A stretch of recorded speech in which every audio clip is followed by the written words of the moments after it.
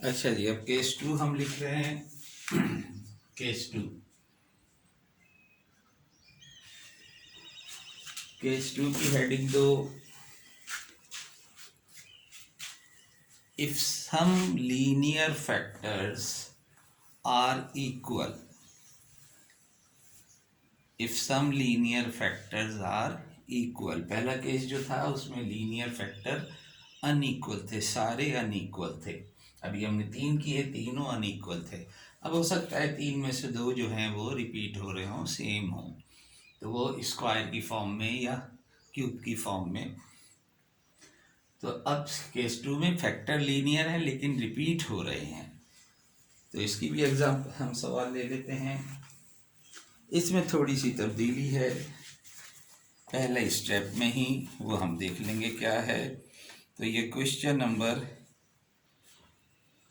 मैं पहले 8 कर रहा हूँ, फिर उसके बाद 6 करूँगा क्योंकि 6 में पावर ज़्यादा है। पहले मैं क्वेश्चन नंबर 8 कर रहा हूँ।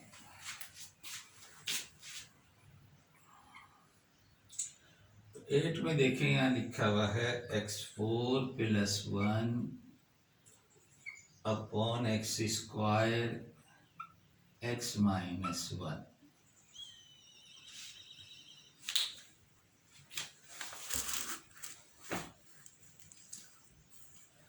तो अगेन यहाँ पर देखिए, आपके डिग्री डिनोमिनेटर की जो है वो 3 है और न्यूमिनेटर की ज़्यादा है, तो पहले तो वही डिवाइड करना पड़ेगा आपको। लेट, पहले तो डिवाइड कर लो, x³ - x स्क्वायर, जाहिर है इसका प्रोडक्ट x³ - x स्क्वायर बनेगा। इससे x4 + 1 को डिवाइड कर दो, तो x मर्तबा x को इससे मल्टीप्लाई करोगे तो x4, x को इससे मल्टीप्लाई करोगे तो ये अलग लिख दो -x³, साइन चेंज कर दो, ये कैंसिल हो जाएगा, ये प्लस का x³ यहाँ आ जाएगा। अभी भी दोनों की डिग्री इक्वल है, तो डिग्री इक्वल है, इस 1 को भी उतार लो, तो एक दफ़ा और डिवाइड होगा +x +1। अब 1 से इसे मल्टीप्लाई करोगे तो x³ - x स्क्वायर को अलग से लिख दो, साइन चेंज करोगे तो ये again cancel, we have x square +1। अब इसकी डिग्री इससे कम हो गई है, तो पहले तो आपने इसे डिवाइड किया, डिवाइड किया तो ये आप देखें कि एक अलग से फैक्टर आपके पास आ गया और ये रिमाइंडर है, एंड डिवाइडेड बाई से वापस इसी फॉर्म में लिख दें, x स्क्वायर x - 1 की फॉर्म में। तो लेट मी कॉल नंबर 1। तो पहला काम तो जो जाहिर है कि डिग्री की वजह से हमें करना हुआ, तो ये काम हो गया यहाँ पर। अब आप सेलेक्ट करते वक्त जिस चीज़ का ख्याल रखना है वो ये है कि वहाँ पर हमने जितने फैक्टर थे अलग अलग डिफरेंट, हर एक के नीचे, अब now we will consider this one, now consider. अच्छा, मैं ज़रा इसको लिखने में चेंज करके लिख रहा हूँ। वो चेंज ये कर रहा हूँ कि ये अकेला है, ये 2 मरतबा है, x × x का मतलब है x स्क्वायर, तो x × x यानी x जो है 2 मरतबा है, तो इसलिए ये 1 मरतबा है, तो पहले बेहतर है कि इसे लिख लें। ज़रूरी नहीं है, लेकिन चूंकि जो अकेला है उसे पहले देख लें, उसके बाद फिर हम सेकंड वाले को लिख लेंगे, इसलिए मैंने ये फॉर्म में लिखा। तो पहले जो डिफरेंट हो बेहतर है कि उनको शुरू में लिख लें। तो अब इसका लिखने का स्टाइल क्या है कि ये तो डिफरेंट था, हमने लिख दिया। x जो है वो भी जाहिर है पहले वाले से डिफरेंट है, वो हमने लिख दिया। लेकिन x जो है वो 2 मरतबा है, x × x, तो जितनी भी यहाँ पर पावर होगी हर एक को आप पहले सिंगल पावर लेंगे, अलग अलग करके लिखेंगे, फिर सेकंड पावर, और अगर 3 होता यहाँ पर पावर 3 होती तो हम पहले 1 पावर, फिर 2 पावर, फिर 3 पावर, एक फैक्टर और आ जाता। इसी तरह से जो भी मैंने कहा कि 6 करेंगे उसमें x की पावर 4 है, तो हम x की पावर 1, x की पावर 2, x की पावर 3 और फिर x की पावर 4 तक जाएंगे। तो उसे मैंने इसलिए पहले नहीं कराया 8 पहले करा रहा हूँ, फिर 6 कराऊंगा कि पहले ये कर लें। तो लेट मी कॉल इक्वेशन 2। तो ये थोड़ा सा फ़र्क है पिछले वाले में और इसमें कि आपको लिखने का जो स्टाइल है सब अलग अलग लिखना है, ए बी सी, लेकिन पहले जो रिपीट हो रहे हैं फैक्टर जो रिपीट हो रहा हो उसको पहले 1 पावर के साथ लिखोगे, फिर 2 पावर के साथ, फिर जितनी भी पावर हो इसी तरह से बढ़ती चली जाएगी। तो अब वही काम है अभी फ़िलहाल तो जो पहले केस में किया था कि आपने ये सेलेक्ट कर लिया, लेट कर लिया, उसके बाद आप डिनोमिनेटर, अब देखें सबका एलसीएम यही आएगा। तो एलसीएम से मल्टीप्लाई कर दोगे तो यहाँ पर एक्स स्क्वायर प्लस 1, यहाँ ए के साथ आ जाएगा एक्स स्क्वायर, ये कैंसिल हो जाएगा, एक्स स्क्वायर आ जाएगा। बी में एक एक्स कैंसिल होगा, एक बच जाएगा और x माइनस 1 भी बच जाएगा। सी के साथ पूरा एक्स स्क्वायर कैंसिल हो जाएगा, सिर्फ x माइनस 1 आ जाएगा। तो लेट मी कॉल इक्वेशन 3। और अब वही काम करें कि एक एक फैक्टर को 0 पुट कर दें। तो put x minus 1 is equal to 0, यानी x is equal to 1 in equation 3। तो इक्वेशन 3 इम्प्लाई एक्स की जगह जब 1 पुट करोगे तो लेफ्ट हैंड साइड पे 2 आ जाएगा। जहाँ जहाँ x माइनस 1 है वो पूरा फैक्टर 0 हो जाएगा, सिर्फ आपके साथ a आ जाएगा। जब आप x की जगह 1 पुट करोगे तो a की वैल्यू आपके पास डायरेक्ट हासिल हो गई। अब आप जो दूसरा फैक्टर है 0 उसे पुट कर दें, put x is equal to 0 in equation 3। x को जब जहाँ 0 पुट करोगे 3 में तो लेफ्ट हैंड साइड पे सिर्फ 1 बचेगा, और जहाँ जहाँ x है वो फैक्टर 0 होगा तो ये दोनों फैक्टर 0 हो जाएंगे। यहाँ जब आप x की जगह 0 पुट करोगे तो माइनस 1 बचेगा। तो इस तरह से c की वैल्यू माइनस 1 हासिल हो गई। तो दो डिफरेंट लीनियर फैक्टर थे, आपने दोनों को एक एक करके 0 पुट कर दिया। अब कुछ और नया काम पिछले वाले केस की बनिस्बत, और वो काम ये है कि ये जो थर्ड इक्वेशन है इसे ज़रा एक्सपेंड करके लिख दो। एक्सपेंड करके लिखो इसे, ये नया काम है पिछले वाले केस की बनिस्बत। तो we can write equation 3 as, ज़ाहिर लेफ्ट हैंड साइड पे तो ये as it is, right hand side पे एक्स स्क्वायर में कोई एक्सपेंशन है ही नहीं, इसको आप एक्स स्क्वायर माइनस एक्स लिख लो, और ये भी ज़ाहिर है कि एज इट इज़ रहेगा। तो लेट मी कॉल इक्वेशन 4। तो हमने जितने भी ब्रैकेट थे आपस में मल्टीप्लाई करके लिख दिए, तो एक ही था सिर्फ ये, बाकी तो सिंगल सिंगल हैं। अब हम क्या करेंगे, अब हम ये देखेंगे कि लेफ्ट हैंड, ये राइट हैंड साइड पर, लेफ्ट हैंड में पावर कुछ भी हो, हमें ये देखना है कि राइट हैंड साइड की हाईएस्ट पावर क्या है। तो हाईएस्ट पावर जो है उसके कोफिशिएंट कंपेयर करेंगे, यानी हम स्टार्ट करेंगे हाईएस्ट पावर के कोफिशिएंट से। तो आप यहाँ लिखें comparing coefficients of x square. अब ये एक्स स्क्वायर इधर हो या ना हो, यहाँ अगर एक्स क्यूब भी होता तो हम सिर्फ इसको देखते कि यहाँ पर हाईएस्ट पावर क्या है। तो हाईएस्ट पावर हम यहाँ से कंपेयर करेंगे कि यहाँ की हाईएस्ट पावर, इसकी हाईएस्ट पावर को इसकी उस पावर से, जो पावर यहाँ है उस इसकी यहाँ को क्या पावर है उसके कोफिशिएंट से कंपेयर करना है। तो ये मेरा अपना तरीक़ाकार है कि मैं एक्स स्क्वायर के लिखने जा रहा हूँ तो मैं इस तरह से याद दहानी के लिए ऐसे बना देता हूँ कि भाई एक्स स्क्वायर के हम कंपेयर कर रहे हैं। तो आप देखेंगे लेफ्ट साइड पे एक्स स्क्वायर के साथ 1 है, राइट हैंड साइड पे देखें एक्स स्क्वायर के साथ a है और फिर प्लस के साथ b है। एक्स स्क्वायर का कोफिशिएंट, इसे ओपन करोगे तो बी एक्स स्क्वायर बनेगा, तो एक्स स्क्वायर के साथ प्लस बी है और कहीं आगे एक्स स्क्वायर नहीं है। तो ये यू गॉट एन इक्वेशन। इसमें से ए की वैल्यू आपके पास आ चुकी है, यहाँ पुट कर दो तो आपके पास बी की वैल्यू हासिल हो जाएगी जो कि -1 है। तो अब अगर इससे ज़्यादा होते, जैसे हम क्वेश्चन नंबर 6 में देखेंगे, तो हाईएस्ट पावर से शुरू करते कंपेयरिंग और नीचे तक जाते, लोएस्ट पावर करते रहते। तो अब हमारे पास तीनों आर्बिट्रेरी कांस्टेंट हासिल हो गए, तो हम इसे आगे जाने की हमें मजीद ज़रूरत नहीं है। इन तीनों की वैल्यू इक्वेशन नंबर 2 में पुट कर दो। देयरफॉर इक्वेशन नंबर 2 इम्प्लाई, आपके पास इक्वेशन नंबर 2 में कहा गया था कि इसके फैक्टर बनाने हैं। अब मैं वापस उसी फॉर्म में लिख रहा हूँ जो था हमारे पास एक्चुअली फॉर्म। तो ए आपके पास आया है 2, तो 2/x-1। बी आपके पास आया है -1, तो अब आपको लिखना ही गया होगा कि माइनस यहाँ लिख देंगे, 1 यहाँ लिख देंगे x।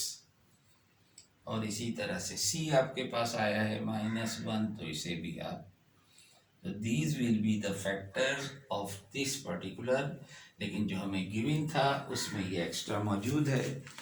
तो फाइनल आंसर के लिए आप यहाँ पर इक्वेशन 1 में सब कुछ पुट कर दो।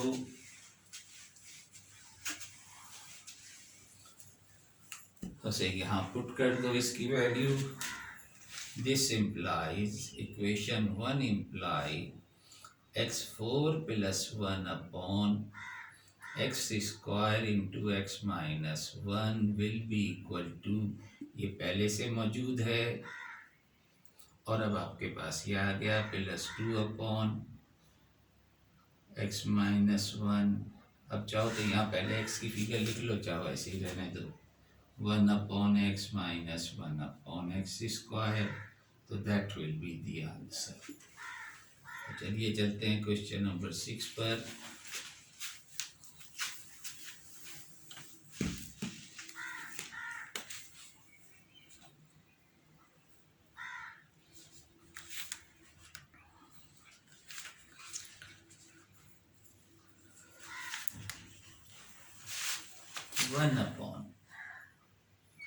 x4 और उसके साथ है x -1।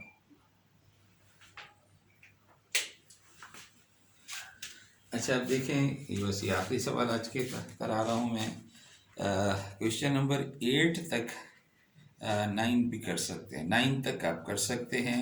क्वेश्चन नंबर 10 का जो सवाल है वो केस 3 का है, वो इंशाल्लाह फिर हम नेक्स्ट टाइम करेंगे और नेक्स्ट टाइम में फिर हम इन सब का इंटीग्रेशन भी देख लेंगे। तो इंशाल्लाह नेक्स्ट एक्सरसाइज टाइम जो है ये इंटीग्रेशन पार्शियल फ्रैक्शन भी फिर हम इंशाल्लाह कर लेंगे नेक्स्ट क्लास में, और तीसरा केस भी कर लेंगे साथ साथ। तो ये क्वेश्चन नंबर 10 और उससे ऑनवर्ड जो है वो केस 3 के सवाल हैं। तो बस ये एक सवालों में और करा देता हूँ, उसके बाद नेक्स्ट टाइम फिर अभी 5-7 मिनट। तो अब देखिए, मैंने पहले इसको कहा यही था, तो ज़रूरी नहीं है वो कि पहले इसे लिखे फिर उसे लिखे, चाहे तो आप ऐसे ही लिखना शुरू कर दें। समझ में अगर आपके आ गया, वहाँ चूँकि इंडिविजुअल था इसलिए उसे पहले लिख लिया था, चाहो तो पहले इसे लिख लो, let this is equal to a/x। अब देखें यहाँ पावर 4 है, तो एक एक करके पावर में इजाफा करते जाओ।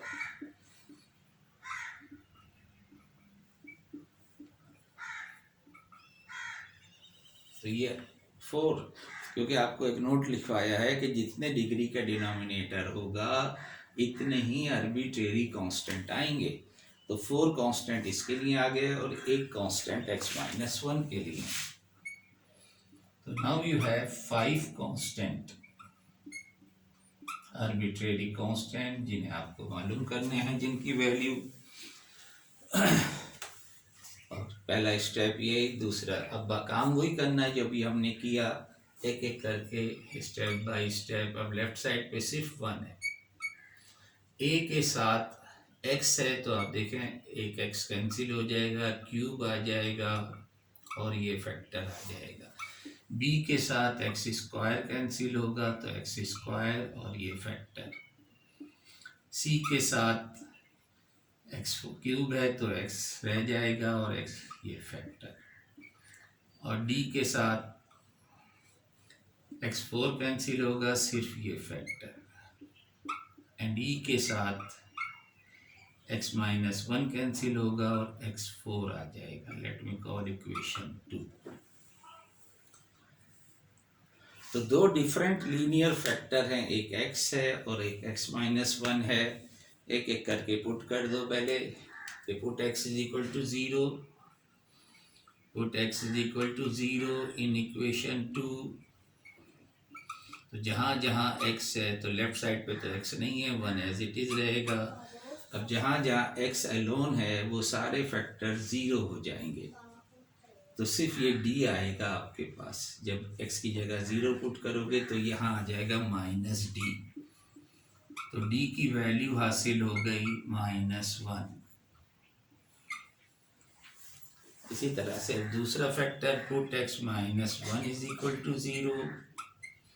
This implies x is equal to 1 in equation 2। तो इक्वेशन 2 में अब जहाँ जहाँ x-1 है वो सब 0 हो जाएगा। तो यहाँ यहाँ यहाँ यहाँ सब जगह x-1 है, 0 हो जाएगा, ये बचेगा।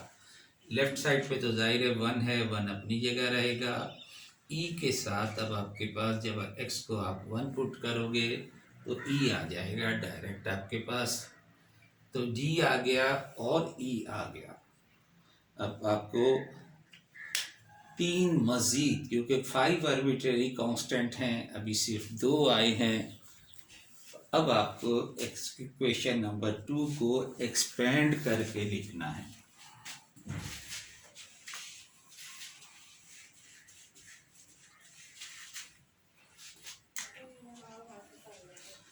तो equation 2 can be written as, left side पे तो 1 है, a के साथ बेहतर है कि एक्स क्यूब को ब्रैकेट के इनसाइड मल्टीप्लाई कर दो तो x4 minus x cube. B के साथ इसी तरह से x cube minus x square. C के साथ x square minus x. D के तो रहने दो ऐसे ही, डी एक्स -1 और ई भी ऐसे ही रहेगा। तो let me call equation number 3। अब हाईएस्ट पावर कंपेयर करनी है। राइट साइड पे जो हाईएस्ट पावर है वो है x4। राइट साइड पे हाईएस्ट पावर x4 है।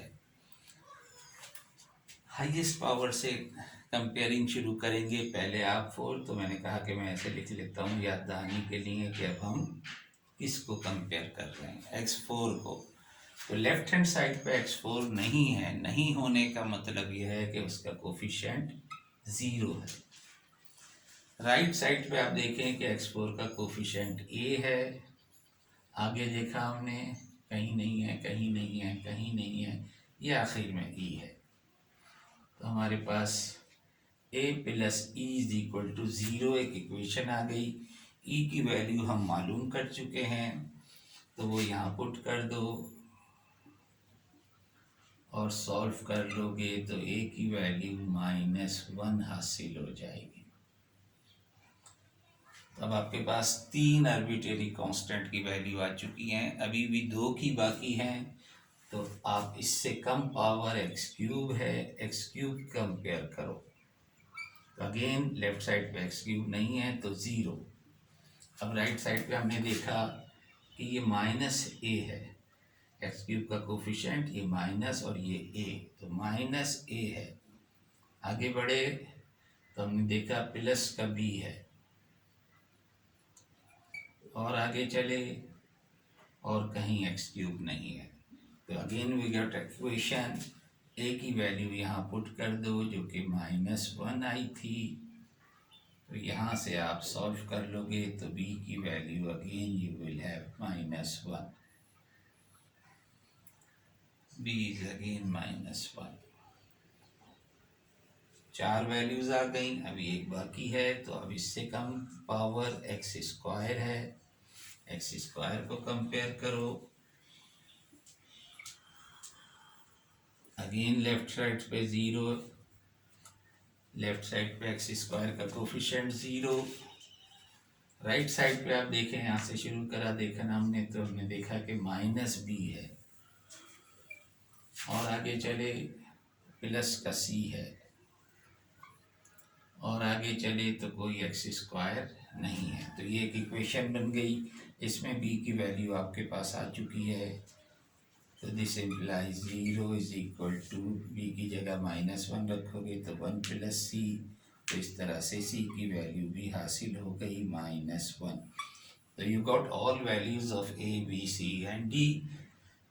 जो आपने इक्वेशन लिखी थी, जो equation number 1, a, b, c, d की वैल्यू पुट कर दो, तो you will get the answer. तो देयरफॉर हमारे पास सवाल था 1/x4 x - 1। यहाँ पर आप पुट कर दो, a आया है आपके पास -1, तो -1/x, b भी -1/x², c भी -1/x³, d आपके पास आया है -1/x4, और e आपके पास आया है +1, तो 1/x - 1। तो this will be the answer. ठीक है भाई, तो इसके साथ ही हम, तो फिर मैं ये कहूँगा इस एक्सरसाइज के फर्स्ट 9 क्वेश्चन, उसके बाद केस 3 है, तो इंशाल्लाह वो फिर नेक्स्ट टाइम। अल्लाह हाफिज़।